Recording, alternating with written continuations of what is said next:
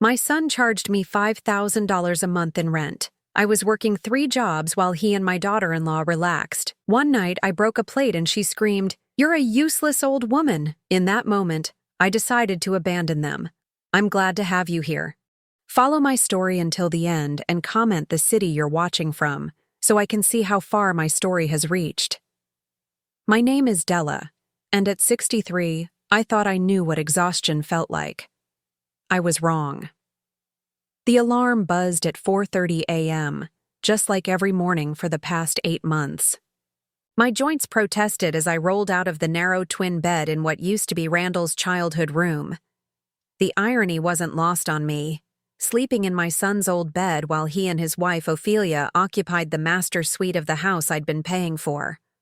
$5,000 a month. That's what my own son charged me for rent in my own home, the home I'd mortgage-free given to him when his father died 3 years ago. I told myself it was temporary, just until I got back on my feet after Harold's medical bills wiped out our savings. But temporary had stretched into nearly a year of working 3 jobs while my son and his wife lived comfortably off my labor. I stumbled to the kitchen in the dark, careful not to wake them. Ophelia had made it clear that any noise before 8 a.m. was inconsiderate and selfish. The coffee maker gurgled to life as I mechanically prepared for another day that would start at the grocery store at 6 a.m., continue with cleaning houses until 3 p.m., and end with my evening shift at the diner until midnight. My reflection in the kitchen window showed a woman I barely recognized. Deep circles shadowed my eyes, and my once full cheeks had hollowed out from stress and exhaustion. When had I become this ghost of myself? "Della," Ophelia's shrill voice cut through my thoughts. "The coffee maker is too loud." I glanced at the clock, 5:15 a.m. She wasn't even supposed to be awake. I turned off the machine and poured the half-brewed coffee into my travel mug. It would have to do. By 5:30, I was in my 12-year-old Honda, another thing Ophelia complained about. "It makes the neighborhood look poor," she'd said, as if the woman who hadn't worked a day since marrying my son had any right to judge my car. The grocery store shift flew by in a blur of scanning barcodes and fake smiles for customers who barely acknowledged my existence. Mrs. Patterson, my supervisor, noticed me swaying on my feet during my break. "Della, honey, you look ready to drop. Maybe you should take a sick day." I shook my head. I couldn't afford to miss a single shift. The math was brutal, but simple. 3 jobs barely covered Randall's rent demand, plus my own expenses. One missed day meant choosing between gas to get to work or food to eat. The house cleaning went no better. My second client, Mrs. Rodriguez, kept having to repeat instructions because I was too tired to focus. My hands shook as I folded her laundry, and I knocked over a small plant while dusting. Nothing broke, but the embarrassment burned in my chest. By the time I dragged myself home at 4 p.m., my legs felt like lead. I had exactly 1 hour before my diner shift, barely enough time to shower and maybe grab a quick sandwich. The house was silent when I entered, which should have been peaceful. Instead, it felt ominous. Randall's car was in the driveway, but I could hear muffled laughter from upstairs. They were probably watching movies in bed while I worked myself to death to pay their bills. I headed to the kitchen to make a quick peanut butter sandwich when I saw it. A stack of takeout containers from Romano's, the expensive Italian place across town. The receipt lay crumpled beside them. $127. $43 for 2 people. My hands trembled as I stared at that number. $127. That was more than I made in an entire day at the grocery store. They'd spent my money I'd earned scrubbing other people's toilets and serving coffee to rude customers, on a single meal. I was reaching for the peanut butter jar when my exhausted fingers betrayed me. The ceramic plate I'd grabbed slipped from my grip and crashed to the floor, shattering into a dozen pieces. The sound echoed through the house like a gunshot. Within seconds, I heard thundering footsteps on the stairs. What the hell was that? Randall appeared in the kitchen doorway, his hair disheveled from his afternoon nap. "I'm sorry, I began, already kneeling to collect the pieces with shaking hands. "Jesus, Mom! Be more careful!" He ran his hands through his hair in exasperation. That was from the good set. Before I could apologize again, Ophelia swept into the kitchen wearing a silk robe that probably cost more than my weekly grocery budget. Her perfectly manicured nails gleamed as she surveyed the mess with disgust. Seriously? She placed her hands on her hips, her voice dripping with contempt. We can't even have one peaceful afternoon without you breaking something. I continued gathering the shards, a piece cutting into my palm. A drop of blood hit the tile, but I kept picking up the pieces. I'll replace it. I'm sorry. Ophelia laughed, but there was no warmth in it. Replace it? With what money? You can barely keep up with rent as it is. The words hit me like a physical blow. I looked up at my son, waiting for him to defend me, to tell his wife she'd gone too far. Instead, Randall avoided my eyes and crossed his arms. She's right, Mom. You need to be more careful. We can't afford to keep replacing things you break. Something cold settled in my chest. We can't afford it? I was the only one working in this house. Ophelia stepped closer, her voice dropping to a hiss that somehow felt more violent than screaming. You're nothing but a clumsy old woman who can't even handle simple tasks anymore. She paused, making sure her next words would hit their mark. You're a useless old woman. And frankly, we're tired of cleaning up your messes. The kitchen fell silent except for the tick of the wall clock. Randall said nothing. He just stood there, letting his wife destroy what was left of my dignity. I rose slowly from the floor, my knees protesting, the ceramic shards still clutched in my bleeding palm. For a moment, I stared at them both, my son who had become a stranger and the woman who had turned him against me. You're right, I said quietly, my voice steadier than I felt. I am tired of making messes. I walked past them both, ignoring Ophelia's satisfied smirk and Randall's uncomfortable silence. In my small room, I pulled out my old suitcase from under the bed. My hands moved with purpose now, packing only what I truly needed. Clothes, medications, the few photographs that still meant something to me. It was 11:30 p.m. when I finished my diner shift. The house was dark when I returned, Randall and Ophelia long since asleep in their comfortable bed, in their comfortable life, paid for by my blood and sweat. I moved like a ghost through the house, gathering the last of my belongings. On the kitchen table, I left an envelope with the rent money I'd already set aside for next week. Let them have it. It would be the last money they'd ever see from me. As I loaded my car in the darkness, I felt something I hadn't experienced in months. Relief. The night air felt crisp against my skin as I took one last look at the house that had become my prison. I didn't leave a note.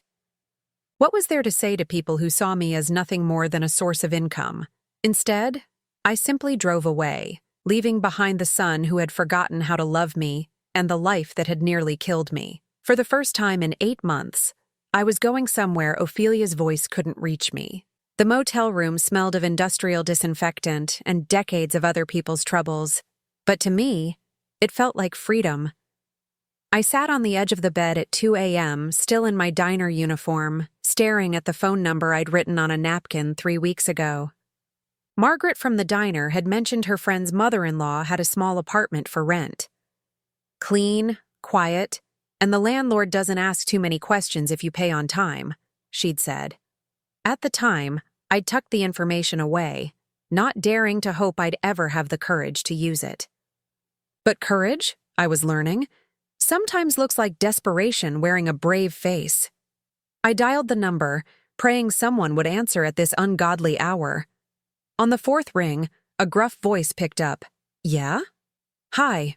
I'm calling about the apartment for rent? Margaret Rodriguez gave me this number. There was a pause. Lady, it's 2 a.m. I know, and I'm sorry. I need a place to live, and I can pay first month's rent in cash right now. Another pause. Longer this time. You running from something? The question caught me off guard with its directness. Not something, someone, my family. His voice softened slightly. Been there. Meet me at 412 Maple Street in the morning. 8 o'clock. Bring first month's rent and a security deposit. $500 each. The line went dead. I stared at the phone, hardly believing I'd just found a place to live in the middle of the night. $1,000 would take most of my savings, but it was worth it. It was worth everything. I spent the rest of the night in that motel room, alternating between pacing and sitting in the single chair, watching the clock creep toward morning. Every time I closed my eyes, I heard Ophelia's voice. You're a useless old woman. But for the first time in months, those words felt like someone else's problem. At 8 a.m. sharp, I stood outside 412 Maple Street, cash envelope in hand. The building was older but well-maintained, with a small garden in front that someone clearly cared for. A heavy-set man in his 60s emerged from the first-floor unit. You the lady from last night? Yes, sir. Della Morrison. He looked me up and down, taking in my worn jeans and the exhaustion I was sure showed in my face. Frank Gutierrez. You look like someone who's been through it. Something like that. He led me up a narrow staircase to a small one-bedroom apartment on the second floor. It wasn't much. A living room barely big enough for a couch and coffee table, a kitchen with outdated appliances, a bedroom that would fit a double bed and a dresser. But it had large windows that let in morning sunlight, and most importantly, it was mine. It's perfect, I said, meaning every word. Frank handed me the keys. First rule, what happens in your apartment stays in your apartment. I don't get involved in tenants' personal business. Second rule, rent's due on the first, no exceptions. Third rule, you take care of this place, it takes care of you. I paid him the cash and signed a simple lease agreement. No credit check, no references, just a handshake deal with a man who understood that sometimes people need a fresh start without explanations. By noon, I'd bought basic necessities, an air mattress, some sheets, a few dishes, and groceries that I chose for myself, without worrying about what Randall liked or what Ophelia would criticize. When was the last time I'd bought myself ice cream simply because I wanted it? I was arranging my few belongings when my phone rang. The screen showed Randall's number and my stomach clenched. They'd discovered I was gone. The phone rang again. And again. I turned the volume off but watched as call after call came through. By evening, I'd received 38 calls from various numbers. Randall, Ophelia, even numbers I didn't recognize, probably friends they'd enlisted to help track me down. I didn't answer any of them. Instead, I sat on my air mattress in my empty apartment, eating ice cream straight from the container and feeling more at peace than I had in months. The silence was beautiful. No Ophelia complaining about the coffee maker, no demands for rent money, no one calling me useless. The voicemails started coming around dinner time. I didn't listen to most of them, but curiosity got the better of me with a few. Randall's voice, strained and angry. Mom, where the hell are you? Call me back right now. This is ridiculous. Ophelia, trying to sound concerned but failing. Della, sweetie, we're worried about you. Come home so we can talk about this. Then Randall again, panic creeping into his voice. Mom, seriously, where are you? I drove by all your jobs. Nobody's seen you. Just call me back, okay? I deleted each message without listening to the end. They weren't worried about me. They were worried about their meal ticket. The next morning, I called Mrs. Patterson at the grocery store and Mr. Chen at the diner to quit my jobs there.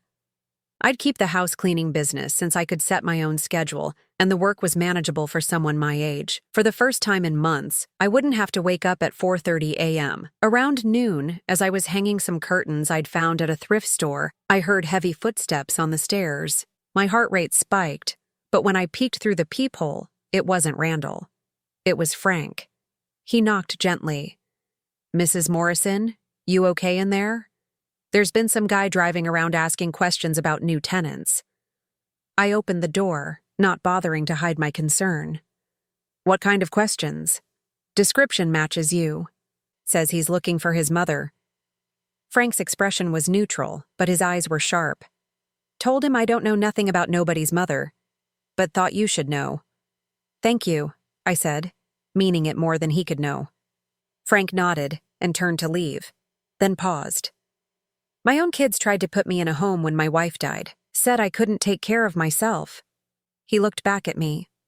Sometimes family ain't who you're related to. Sometimes it's who respects you enough to let you live your own life. That evening, I sat in my small living room with a cup of tea, the good kind I'd never been able to afford when I was paying Randall's rent, and looked out my window at the street below. My phone showed 43 missed calls now, but the number had stopped climbing. Maybe they were finally getting the message. Or maybe they were planning something else. The thought should have scared me, but instead, I felt a strange calm. For the first time in nearly a year, I was in control of my own life. I had a roof over my head that I could afford, work that didn't kill me, and silence that belonged to me. Whatever Randall and Ophelia did next, they'd have to do it without me bankrolling their comfortable life. I'd spent 63 years taking care of other people, and I was done. It was time to take care of myself. 2 weeks into my new life, I was folding Mrs. Chen's laundry when she mentioned seeing a for sale sign go up on a house in her neighborhood. She described the address, and my hands stilled on the towel I was holding. It was Randall's house. My old house. The realtor said the owners are behind on their mortgage, Mrs. Chen continued, not knowing she was talking about my son. Such a shame. It's a beautiful house, but I heard they're asking way more than it's worth in this market. I finished the laundry in silence, my mind racing. 2 weeks without my rent money and they were already trying to sell? Either their financial situation was far worse than I'd realized, or they'd been living so far beyond their means that losing my income was catastrophic. That evening, curiosity got the better of me. I drove past the house for the first time since I'd left. The for sale sign stood crooked in the overgrown front lawn. The grass needed cutting, the flower beds were full of weeds, and newspapers were scattered across the driveway. The house looked abandoned, neglected, just like I had been. My phone had finally stopped ringing constantly, down to maybe 3 or 4 calls a day that I continued to ignore. But that night, as I sat in my small apartment eating a dinner I'd actually enjoyed cooking, the phone rang again. This time, it wasn't Randall's number. It was my neighbor from the old house, Betty. Against my better judgment, I answered. "Della?" "Oh, honey, I'm so glad you picked up." Betty's voice was thick with concern. "I've been worried sick about you." "I'm fine, Betty. Actually, I'm better than fine." "But where are you? Randall's been beside himself looking for you. He came by asking if I'd seen you, and he looked terrible. Lost weight, dark circles under his eyes. A year ago, that news would have sent me racing back to take care of him. Now, I felt nothing but a mild curiosity about what he was telling the neighbors. "What exactly did he tell you?" I asked. Betty hesitated. "He said you'd been acting strange lately, and he was worried about your mental health. He said you just disappeared without a word and they're afraid you might hurt yourself." The audacity took my breath away. After charging me $5,000 a month and letting his wife call me useless, he was now painting me as mentally unstable to explain my absence. "Betty," I said carefully, "did Randall mention that he was charging me $5,000 a month to live in my own house? The house I gave him free and clear?" Silence. "Did he tell you I was working 3 jobs to pay that rent while he and Ophelia didn't work at all?" "Della, I had no idea." "Of course you didn't, because that version of the story doesn't make Randall look like the concerned son." After I hung up with Betty, I sat in my quiet apartment and felt something I hadn't experienced in months. Genuine amusement. Randall was scrambling, creating stories to preserve his image while his world fell apart. The next few days brought more revelations. Mrs. Rodriguez, one of my cleaning clients, mentioned that her daughter worked at the bank where Randall and Ophelia had their mortgage. "She probably shouldn't have told me this," Mrs. Rodriguez said conspiratorially. "But your son came in last week practically begging for a payment extension. My daughter said his wife was with him crying and carrying on about family emergencies. Family emergencies, that's what they were calling my refusal to finance their lifestyle. The bank gave them 30 days, she continued. But between you and me, I don't think they're going to find that kind of money. The payment is over $4,000 a month. I did quick math in my head. Their mortgage payment was almost as much as the rent they'd been charging me. No wonder they'd been so desperate to keep me trapped.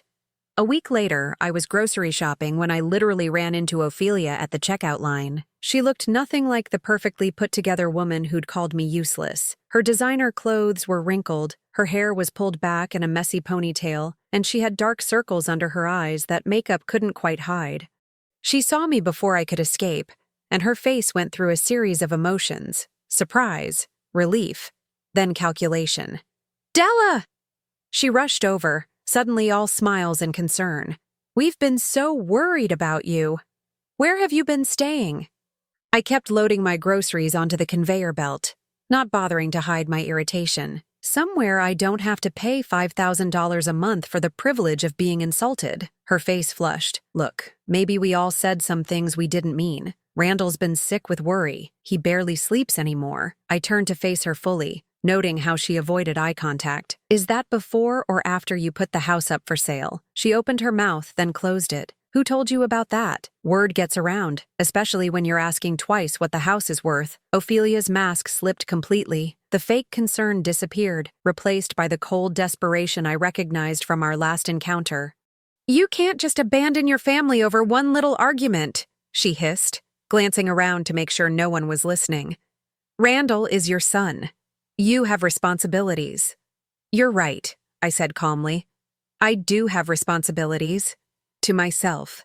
I paid for my groceries and walked away, leaving her standing there with her mouth open. In my car, I sat for a moment, hands shaking slightly from the adrenaline, but underneath the nervousness was something stronger, pride. I'd stood up to her, and it felt incredible. That night, the phone calls started again. Randall, Ophelia, numbers I didn't recognize. I let them all go to voicemail, but this time I listened to a few.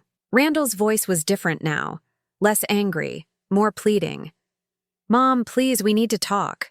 I know things got out of hand, but we're family. Families work through problems together. Ophelia, trying a different tactic. Della, I want to apologize for what I said. I was stressed about money, and I took it out on you. It wasn't fair. Please come home so we can fix this. Then Randall again, and I could hear tears in his voice. Mom, I don't know what to do. Everything's falling apart. I can't lose the house. Please. Just call me back. For a moment. Just a moment. I felt the old tug of maternal instinct. The urge to fix his problems, to sacrifice myself to make his life easier. But then I remembered the takeout containers worth more than my daily wages. I remembered being called useless. I remembered working myself to exhaustion while they slept until noon.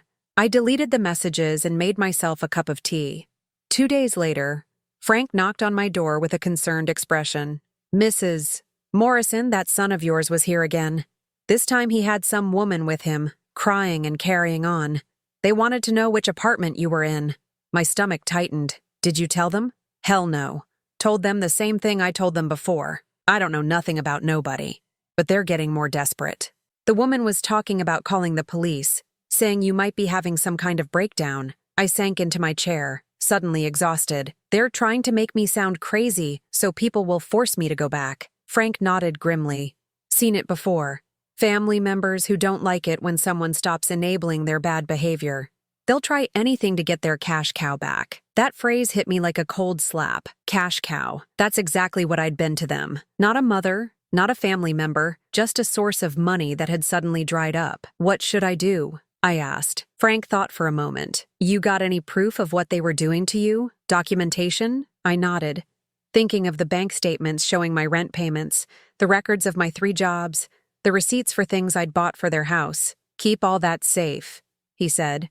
And maybe it's time to make sure they can't use your absence against you. You might want to document that you're fine, making your own choices.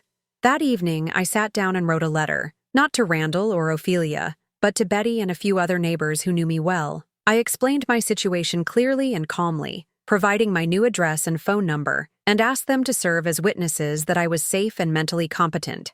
As I sealed the envelopes, I felt something shift inside me. I wasn't just running away anymore. I was taking control, protecting myself, and making sure that Randall and Ophelia's desperate attempts to manipulate the situation couldn't succeed.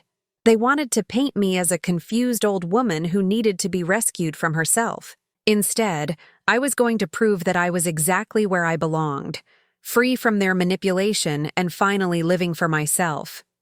The war wasn't over, but for the first time, I felt like I might actually win. The revelation came from the most unexpected source, Randall's ex-girlfriend from college. I was at the small coffee shop down the street from my apartment, treating myself to a latte and a newspaper. simple pleasures I'd forgotten existed, when a woman approached my table tentatively. "Excuse me, are you Mrs. Morrison? Randall's mother?" I looked up to see a woman in her mid-30s with kind eyes and an uncertain smile. Something about her seemed familiar, though I couldn't place her. "I'm sorry, do we know each other?" "I'm Sarah Mitchell. Well, Sarah Williams now. I dated Randall in college." She gestured to the empty chair. "May I sit? I heard about what's been happening, and I think there are some things you should know." My first instinct was to politely decline. The last thing I needed was to get pulled into more drama. But something in her expression, a mix of concern and determination, made me nod. Sarah sat down and immediately began talking, as if she'd been rehearsing this conversation. "I heard through mutual friends that you'd left, and that Randall was telling people you were having mental health issues." She paused, studying my face. "But Mrs. Morrison, I remember you from college. You were always so sharp, so together.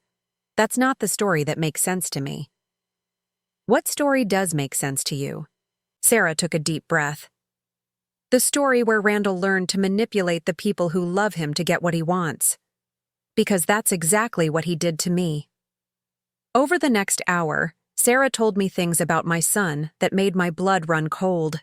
How he'd convinced her to take out student loans in her name to pay for his expenses. How he'd isolated her from her friends by creating drama, and then positioning himself as her only support. How he'd made her feel guilty for wanting to spend money on herself instead of on him. The final straw was when he tried to get me to ask my parents for money for a business investment that turned out to be a gambling debt, she said. When I refused, he told me I didn't really love him, that I was selfish and unsupportive. "He was gambling in college?" I asked, though part of me wasn't surprised. "Constantly. Poker games, sports betting, even some online stuff. But he was good at hiding it, and even better at making other people pay for it." Sarah's expression softened with sympathy. "Mrs. Morrison, I'm so sorry. When I heard he was charging you rent to live in your own house, and that his wife was calling you names, it was like seeing my own story played out all over again." After Sarah left, I sat in that coffee shop for another 2 hours, my mind reeling. My son, the boy I'd raised to be honest and hardworking, had been manipulating and using people for over a decade, and I'd been his latest victim. That evening, I decided to do something I'd been avoiding. I drove past the house again. This time, I noticed things I'd missed before. The lawn service truck I'd been paying for was nowhere to be seen, and the yard looked even worse. But there was something else. A luxury SUV in the driveway I didn't recognize. On impulse, I parked across the street and waited. 20 minutes later, Ophelia emerged from the house with a man I'd never seen before. They kissed passionately before he got into the SUV and drove away. My son's wife was having an affair, and judging by the expensive car and the designer watch I'd glimpsed on the man's wrist, her boyfriend had money. The pieces began falling into place. Ophelia's sudden interest in expensive dinners, her designer clothes that kept appearing even when money was supposedly tight, the way she'd pushed Randall to charge me more rent, claiming they needed it for household expenses.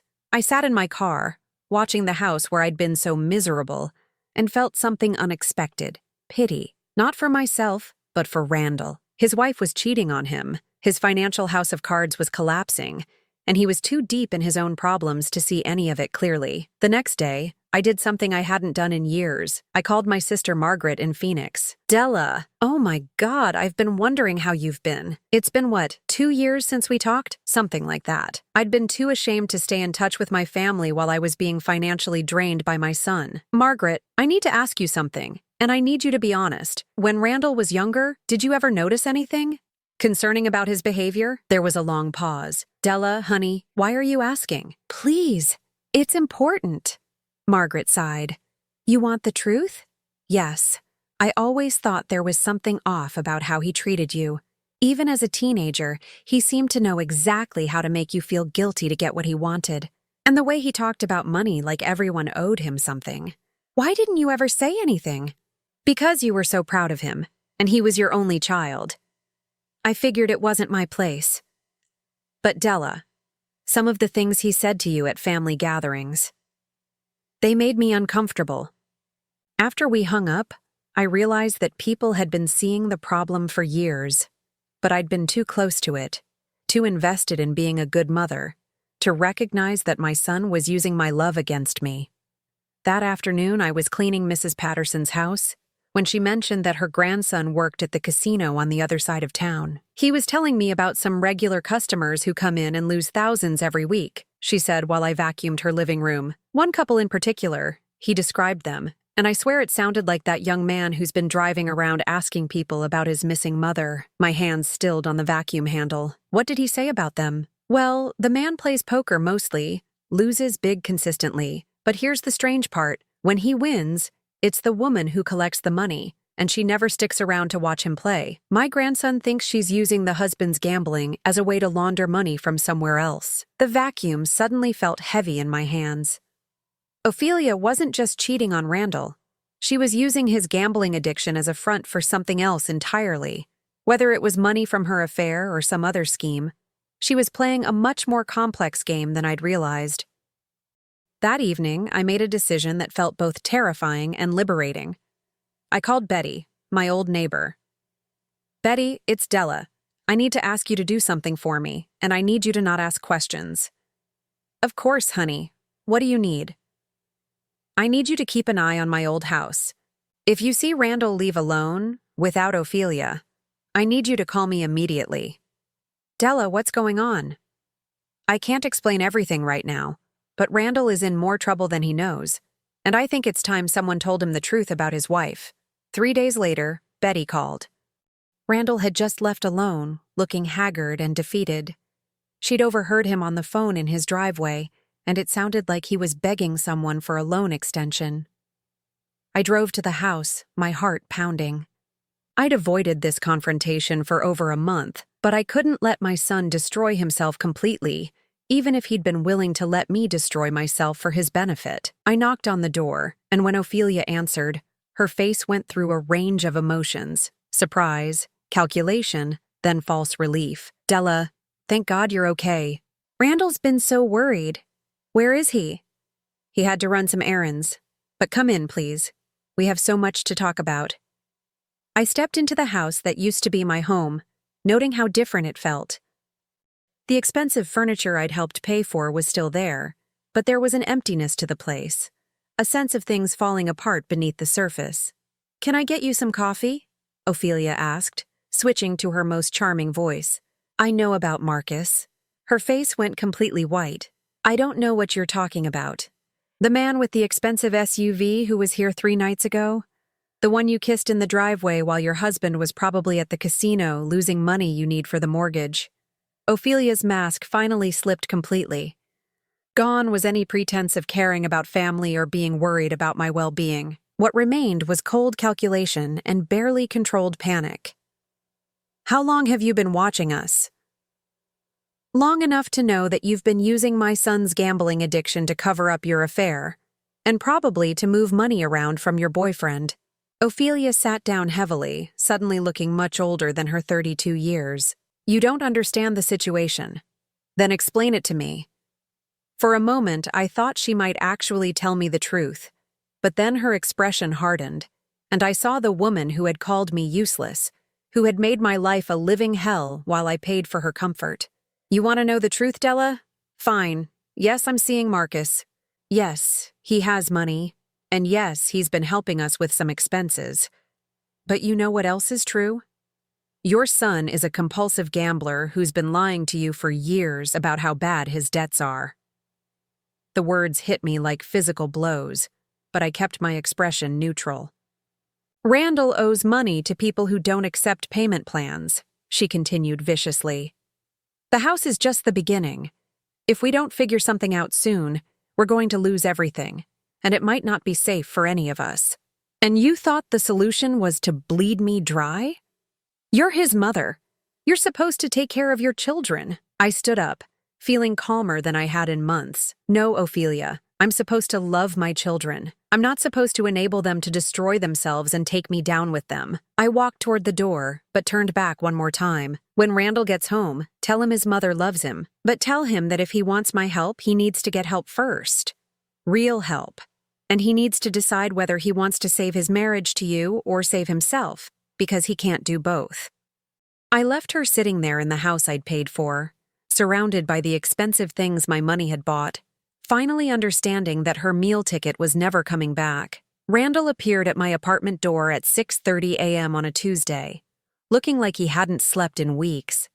His hair was unwashed, his clothes wrinkled, and his eyes held a desperation I'd never seen before.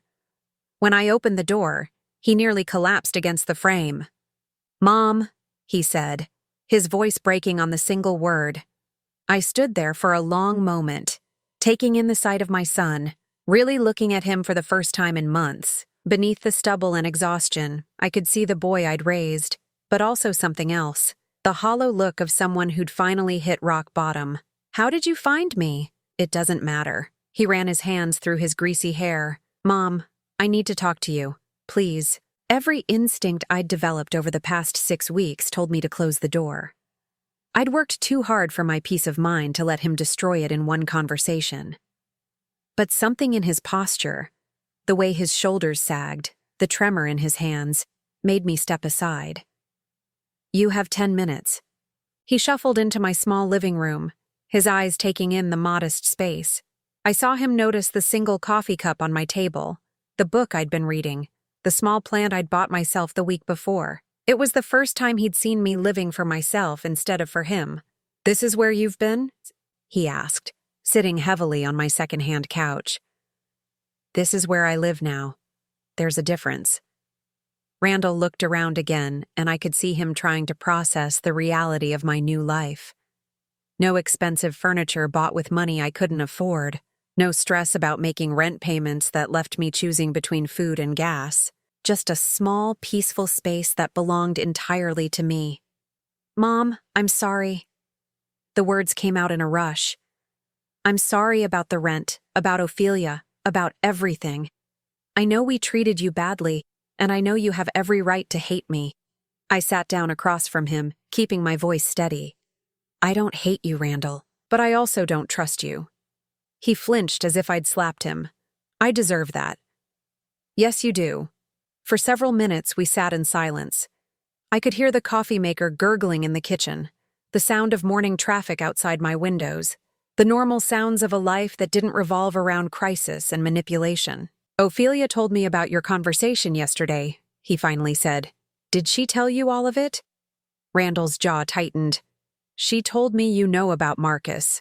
And she said you threatened to expose everything unless we left you alone." I almost laughed. Even in defeat, Ophelia was still manipulating the narrative. "Is that what you think happened?" Randall looked up at me, confusion clear in his bloodshot eyes. "Didn't it?" "No, Randall. I told her that if you wanted my help, you needed to get help first. Real help. And that you needed to decide whether you wanted to save your marriage or save yourself." His face crumpled. "I can't do both, can I?" The admission hung in the air between us. For the first time in years, my son was asking me a genuine question, instead of trying to manipulate me into giving him what he wanted. "What do you think?" Randall leaned forward, burying his face in his hands. "I think I've lost everything. The house, my marriage, my mother. I think I've been so focused on trying to keep all the plates spinning that I never stopped to ask why I was spinning them in the first place." "Why were you?" He was quiet for so long I thought he wasn't going to answer. When he finally looked up, there were tears in his eyes. "Because I was scared. After Dad died, and you were struggling so much with the medical bills, I felt like I had to be the man of the family. I had to take care of everything, but I didn't know how. And every time I tried to fix one problem, I created 2 more." I felt a familiar tug in my chest, the urge to comfort him, to tell him it wasn't his fault, to take responsibility for his pain. But I'd learned to recognize that feeling now, and I stayed silent. "The gambling started as a way to make quick money to help with Dad's bills," he continued. "Just small bets, you know. But when I won, it felt like I was finally good at something. Like I was finally solving problems instead of creating them." "And when you lost?" "When I lost, I told myself it was just bad luck, that the next bet would be the one that fixed everything." He laughed bitterly. "Do you know how much money I've lost over the past 3 years, Mom?" I shook my head, though I was beginning to suspect the number would be staggering. $87,000. That's not counting what we borrowed against the house, or the credit cards, or... He trailed off, staring at his hands. Or the $5,000 a month I was taking from you. The number hit me like a physical blow. $87,000. More than I'd made in 2 years working 3 jobs. Where did Ophelia fit into all this? Randall's expression darkened. At first, she was supportive. She said she understood that I was under pressure, that the gambling was just a phase. But then she started encouraging it. She'd give me money for bigger bets, saying we needed a big win to get out of debt. Money from Marcus? He nodded miserably. She met him at the casino about 8 months ago. He was there watching me lose at poker, and afterwards, he approached her. Said he understood what it was like to be married to someone with an addiction. And you believed that? I wanted to believe it. Marcus seemed genuinely concerned about helping us get back on our feet. He started giving Ophelia money to invest in my gambling, but really it was just more money for me to lose. I could see the whole sick system now. Marcus was paying to have access to Ophelia, disguising it as charity for her gambling-addicted husband. Ophelia was getting money and attention from a wealthy man while maintaining the moral high ground of standing by her troubled husband. And Randall was getting enough money to continue his addiction, while everyone told him how much they cared about helping him. When did you figure out what was really going on? Yesterday, after you left. Randall wiped his eyes with the back of his hand. I came home and found them together. Not just talking. Together. The pain in his voice was raw and real, and for a moment, I felt genuinely sorry for him. But sympathy and enabling weren't the same thing. What did you do? I told them both to get out of my house. Ophelia laughed and said it wasn't my house anymore, that Marcus had been making the mortgage payments for the past 4 months. He looked up at me with hollow eyes. She said if I kicked her out, Marcus would foreclose immediately. So she's been using you this whole time. We've all been using each other, Mom. Ophelia used me to justify taking Marcus's money. I used you to pay for everything else. Marcus used both of us to get what he wanted from Ophelia. He paused. The only person who wasn't using anybody was you, and we treated you the worst of all. I stood up and walked to the window, looking out at the street where I'd built my new life. Behind me, I could hear Randall crying, not the manipulative tears I'd seen so many times before, but the broken sobs of someone who'd finally seen himself clearly. What do you want from me, Randall? I want my mom back, he whispered. I want to be the son you deserved instead of the one who almost killed you with his problems. I turned around to face him. Then what are you going to do about it? He looked up at me, and for the first time in our conversation, I saw something besides desperation in his eyes. I saw determination. I'm going to get help, real help, not just promises. I found a gambling addiction program that starts next week. He pulled a crumpled piece of paper from his pocket. It's a 12-week residential program. I'll lose the house while I'm there, but I'll lose it anyway if I don't go. And Ophelia? Ophelia can have Marcus. She can have whatever life she thinks his money will buy her, but she can't have any more of mine. I studied my son's face, looking for signs of the manipulation I'd learned to recognize. But what I saw was different. Raw honesty, genuine remorse, and the first flicker of real self-awareness I'd seen from him in years. If you do this, really do this, it doesn't mean we go back to the way things were, I said finally. I won't be your safety net anymore. I won't pay your bills or clean up your messes. I know. And if you relapse, if you lie to me again, if you try to manipulate me into taking care of problems you create, I will walk away permanently. No second chances. Randall nodded, tears still streaming down his face. I understand. I sat back down across from him, feeling something I hadn't felt in years. Cautious hope. Then yes, I said quietly. You can have your mom back. But this time, you get the real version. The one who loves you enough to let you fail if that's what it takes for you to succeed. For the first time in months, my son smiled, and it looked genuine. I think I'd like to meet her. 6 months later, I was tending to my small garden behind my apartment building when I heard footsteps on the path. I looked up to see Randall approaching, but this version of my son was almost unrecognizable from the broken man who'd appeared at my door that morning in March. He'd gained back the weight he'd lost during his crisis. His hair was clean and styled, and most importantly, his eyes were clear. He carried himself differently too, straighter, more confident, but without the arrogant edge that had defined him for so many years. Hi, Mom. Hello, Randall. I stood up, brushing soil from my gardening gloves. You look good. I feel good. Really good for the first time in years. He gestured toward my small tomato plants. Need some help with those? I've got it, but thank you. We'd established this pattern over the past few months, small offers of help that I usually declined, not out of spite, but because I genuinely enjoyed doing things for myself. Randall had learned to accept my refusals without argument, recognizing them for what they were, signs of my hard-won independence. How's the new job? I asked, settling onto the small bench I'd bought for my garden space. Randall sat beside me, maintaining the careful distance we'd both learned to navigate. It's good. The pay isn't great, but it's honest work, and my boss says if I keep it up, there might be a supervisor position opening up next year. He was working as a clerk at a hardware store, a job that would have embarrassed him a year ago, but now seemed to give him genuine satisfaction. The manager was a recovered gambling addict himself, and had been willing to give Randall a chance based on his completion of the residential program. And the meetings? Still going twice a week. Still working the steps. He paused, looking out at the other small gardens that dotted the apartment complex's backyard. I wanted to tell you, I'm at step 8 now. Step 8, making a list of people harmed by your addiction and becoming willing to make amends to them all. I knew because I'd educated myself about the program when Randall first entered treatment. I'd wanted to understand what he was going through without having to rely on his interpretation of it. That must be a long list, I said gently. It is, but you're at the top of it. He turned to face me. I know I've already apologized, but I want you to know that I understand now what I put you through.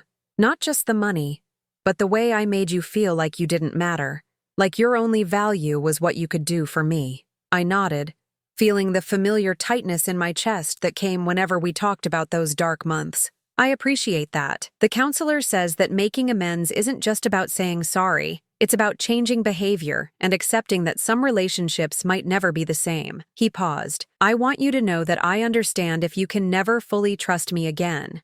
Randall, I said carefully, trust isn't something you get back by asking for it. It's something you earn by being consistent over time. I know, and I'm willing to do the work for as long as it takes. We sat in comfortable silence for a while, watching the late afternoon sun cast long shadows across the garden.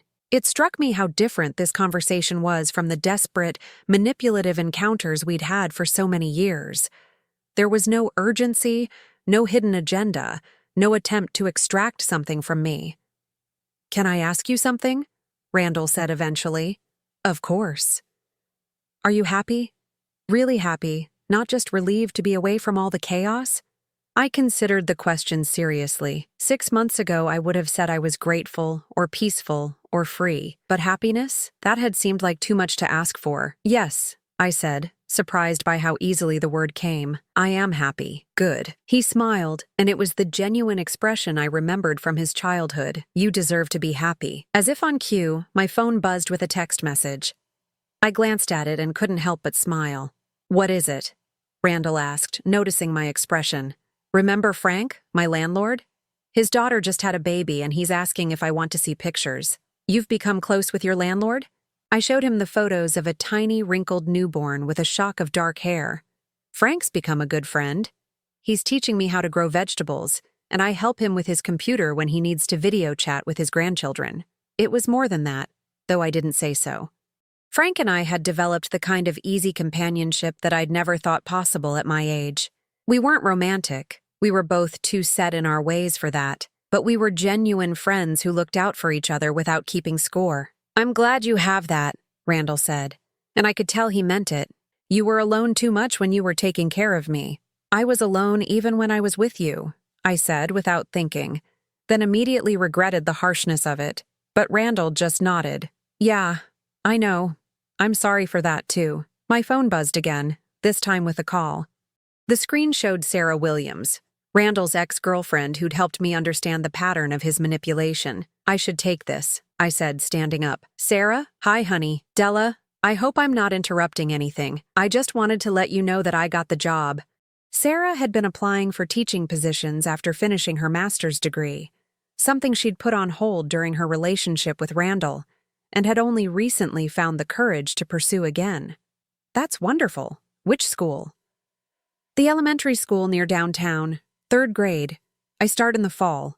Her excitement was infectious, and I found myself beaming. "I'm so proud of you. I couldn't have done it without your encouragement. Listen, I'm cooking dinner this Sunday to celebrate. Would you like to come? Frank's welcome too, of course." After I hung up, Randall was looking at me with curiosity. "Sarah Williams?" "Yes, we've stayed in touch. She helped you understand what I was doing, didn't she?" I nodded. "She helped me understand that I wasn't the first person you'd manipulated, that it wasn't personal, and it wasn't my fault." Randall absorbed this quietly. "I'm glad she was there for you.